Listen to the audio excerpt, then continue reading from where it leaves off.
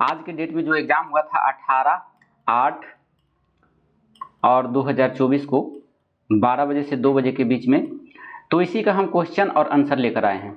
आपको क्या लगता है यह क्वेश्चन सही है या गलत है, हमारे कमेंट बॉक्स में ज़रूर लिखेंगे, क्योंकि यह हमें किसी के द्वारा भेजा गया है।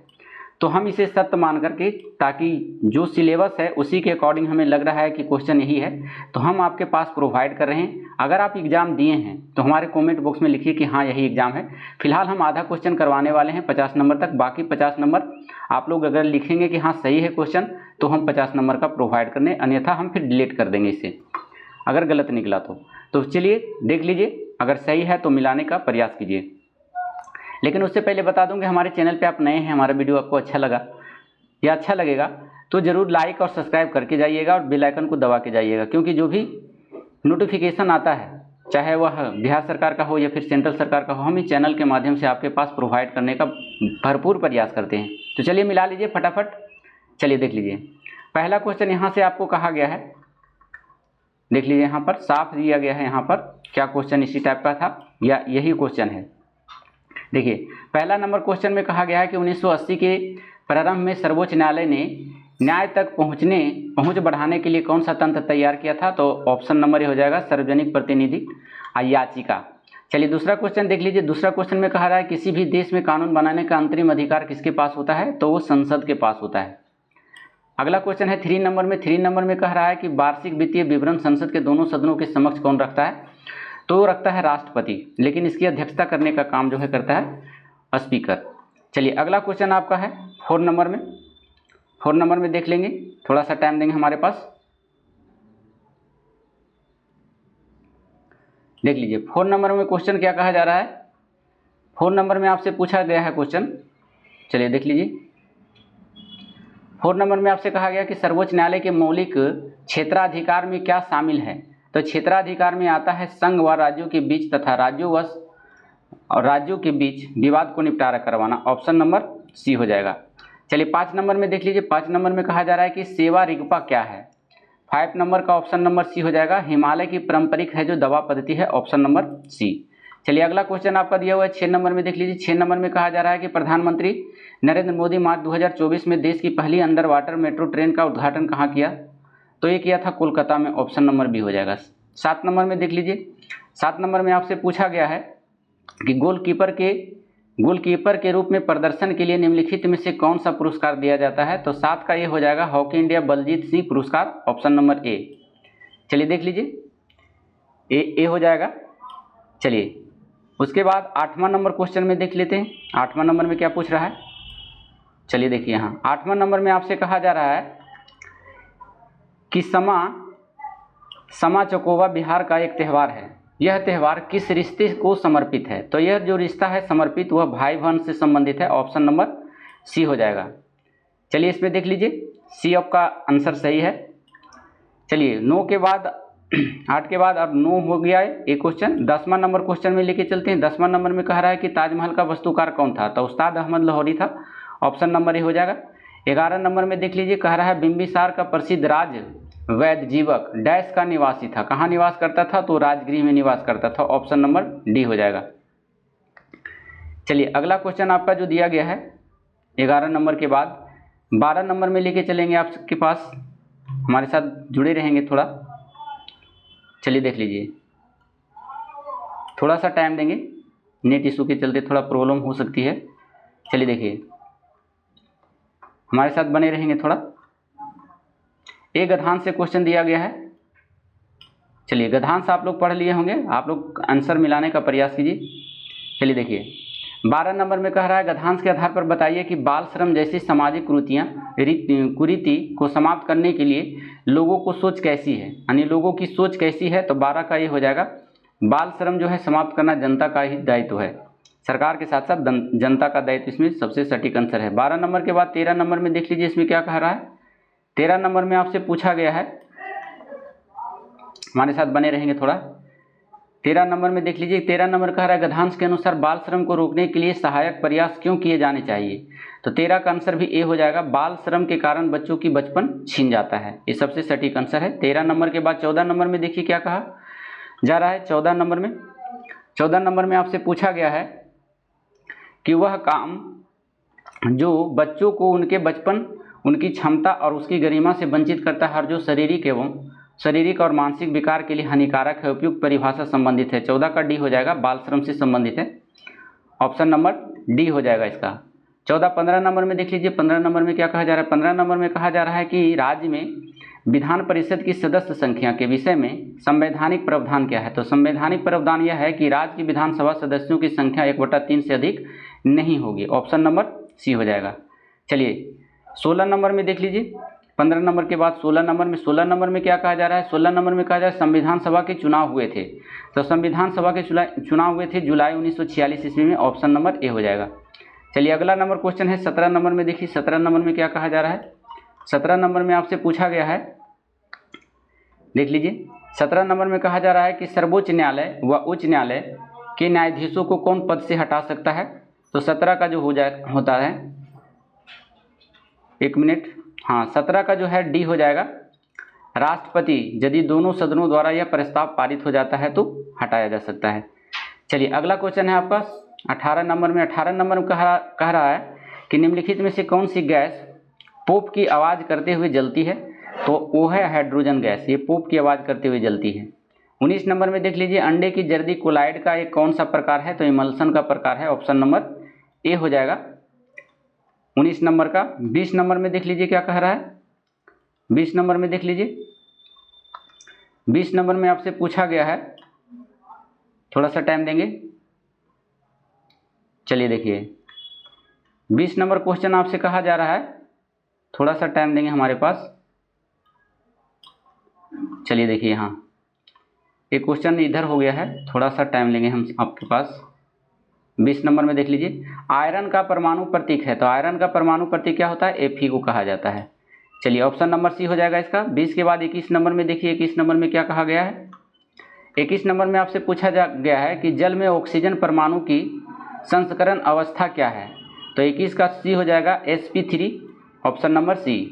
22 नंबर में देख लीजिए कह रहा है यूरोप के स्क्रॉच रिपोर्ताज के लेखक कौन है। तो रिपोर्ताज के लेखक है राजकुमार। ऑप्शन नंबर बी हो जाएगा, इसका सटीक आंसर है बी।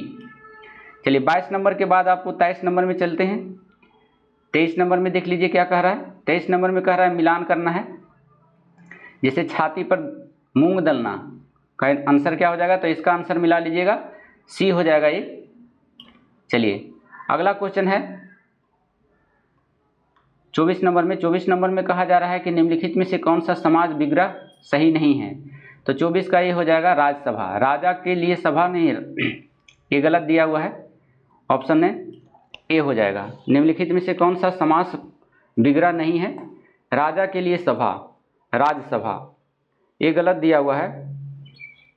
चलिए 24 नंबर में देख लीजिए, 24 नंबर में क्या कहा जा रहा है। 24 नंबर में कहा जा रहा है कि डैश में कोशिका में स्थित तरल जैविक पदार्थ को जीव द्रव नाम दिया था। तो ये दिया था पुरकिंजे ने। ऑप्शन नंबर ए हो जाएगा। चलिए 25 नंबर के बाद आते हैं 26 नंबर में लेकर हम आपको चलेंगे। 26 नंबर में देख लीजिए क्या कह रहा है। 26 नंबर में आपसे कहा जा रहा है, यहाँ पर थोड़ा सा टाइम दीजिए हमारे पास। चलिए देखिए 26 नंबर में आपसे कहा गया है कि निम्नलिखित में से कौन सा सरल स्थायी उत्तक पादप भागों को यांत्रिक शक्ति प्रदान करता है। तो स्केलरे कायमा करता है, इसका ऑप्शन नंबर डी हो जाएगा। चलिए अगला क्वेश्चन है आपका, थोड़ा सा टाइम देंगे। 27 नंबर में, 27 नंबर में क्या कहा जा रहा है। ये 26 का था,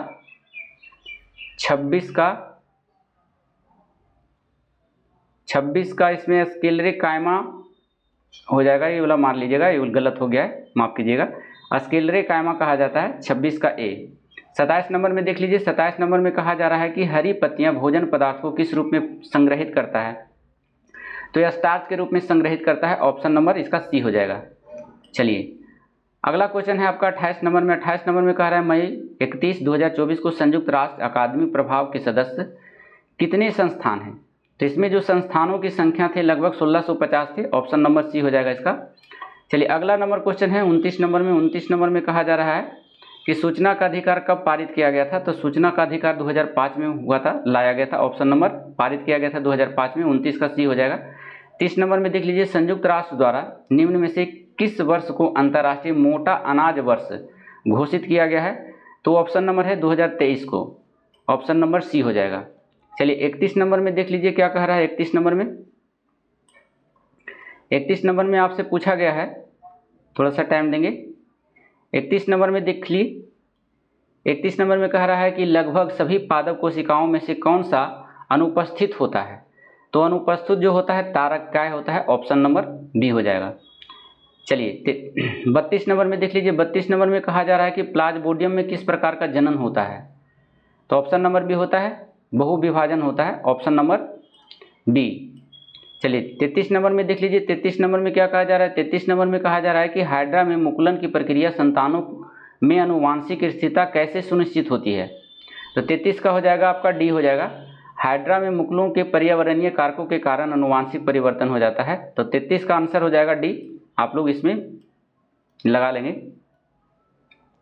चलिए 33 के बाद 34 नंबर में देख लीजिए क्या है पूछा हुआ। 34 नंबर में देख लीजिए, थोड़ा सा टाइम देंगे हमारे पास। चलिए देखिए 34 नंबर में क्या कहा जा गया है। 34 नंबर में आपसे पूछा गया है, थोड़ा सा टाइम देंगे। चलिए देखिए 34 नंबर में आपसे कहा जा रहा है, एक मिनट, हाँ चलिए, कुछ सरीसृपों में लिंग निर्धारण पूर्ण रूप से पर्यावरण पर निर्भर करता है। यह देखा गया है कि इनमें क्या होता है। तो 34 का हो जाएगा आपका सी हो जाएगा। लिंग निर्धारण निषेचित अंडे के उष्मायान ताप पर निर्भर करता है, ऑप्शन नंबर सी हो जाएगा। चलिए अगला क्वेश्चन है, बच्चा खेल रहा है, इस वाक्य में कौन सा काल है। तो 35 का सी होगा, अपूर्ण वर्तमान काल। चलिए 36 नंबर में देख लीजिए, स्वागत शब्द में किस उपसर्ग का प्रयोग हुआ है। तो 36 का है सु का प्रयोग हुआ है, ऑप्शन नंबर ए हो जाएगा। चलिए देख लीजिए 36 के बाद 37 नंबर में देखिए। 37 नंबर में क्या कहा जा रहा है, निम्नलिखित में से वाक्यांश एवं उसके सही एक शब्द की दृष्टि से असंगत विकल्प का कौन सा है, यानी असंगत पूछ रहा है। तो 37 का ये हो जाएगा, बिना सोचे समझे किया गया विश्वास अविश्वास, ये गलत है, ऑप्शन नंबर ए।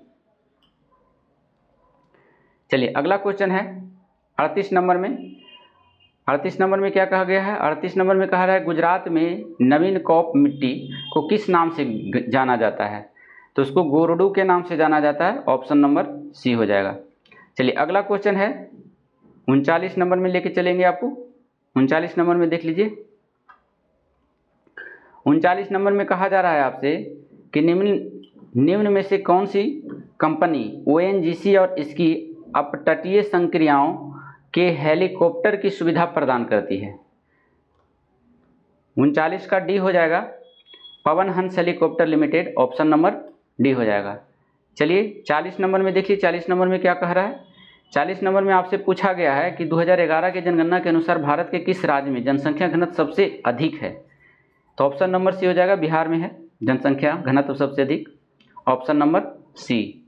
चलिए अगला क्वेश्चन 41 नंबर में देखिए। 41 नंबर में आपसे कहा जा रहा है कि भारतीय वायुसेना के अभ्यास गगन शक्ति 2024 का आयोजन कहाँ किया गया था। 41 का यह है, राजस्थान में किया गया था, ऑप्शन नंबर ए हो जाएगा। चलिए देखिए 41 नंबर के बाद 42 नंबर क्वेश्चन में लेके चलेंगे आपको। 42 नंबर में देख लीजिए क्या कह रहा है। 42 नंबर में कहा जा रहा है कि Bihar state power transmission company limited ने तीसरे LDC उत्कृष्टता पुरस्कार 2023 में किस श्रेणी में जीत हासिल की। चलिए देख लीजिए इसका 42 का आंसर आपका बी हो जाएगा, medium load dispatch centre, option number B. चलिए अगला क्वेश्चन आपका दिया हुआ है 42 के बाद 43 नंबर में लेके चलेंगे आपको। 43 नंबर में देख लीजिए क्या कह रहा है। 43 नंबर में कहा जा रहा है आपसे, लीची पर राष्ट्रीय अनुसंधान केंद्र बिहार के डैश जिले में स्थित है। कौन से जिले में। तो मुजफ्फरपुर जिले में है, ऑप्शन नंबर डी हो जाएगा। 44 नंबर में देख लीजिए, कह रहा है निम्नलिखित में से कौन सा कारक जनसंख्या की गुणवत्ता निर्धारित नहीं करता है। चलिए देखिए इसमें 44 का, तो 44 का आपका हो जाएगा डी है, लोगों द्वारा अर्जित कौशल निर्माण। चलिए 45 नंबर में देख लीजिए। 45 नंबर में आपसे क्या कहा जा रहा है। 45 नंबर में कह रहा है निम्न में से कौन सा गैर बाजार क्रियाओं का उदाहरण है।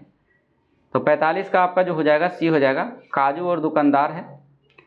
काजू एक दुकानदार है और वह किराने का सामान बेचता है, ऑप्शन नंबर सी हो जाएगा 45 का। 46 नंबर डी 46 नंबर में देख लेते हैं। 46 नंबर में क्या कहा जा रहा है? 46 नंबर में आपसे पूछा जा रहा है,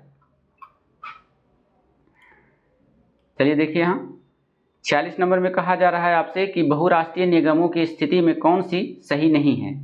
नहीं है तो 46 का डी हो जाएगा इसमें, ऑप्शन नंबर डी, ए और सी दोनों। चलिए 47 नंबर में देख लीजिए। 47 नंबर में कहा जा रहा है आपके कि honesty is an example of. 47 का क्या हो जाएगा? डी हो जाएगा, अब्स्ट्रैक्ट नाउन है।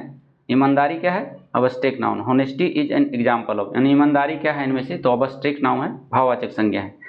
चलिए identify the adjective in the flowing sentence. 48 का क्या हो जाएगा? तो 48 का सी, ऑल जो है आपका इसका सेंटेंस सही है, all. Identify the adjective, adjective जो है ऑल है इसमें। 48 के बाद 49 नंबर में देख लीजिए। 49 नंबर में भी इंग्लिश का है, चूज द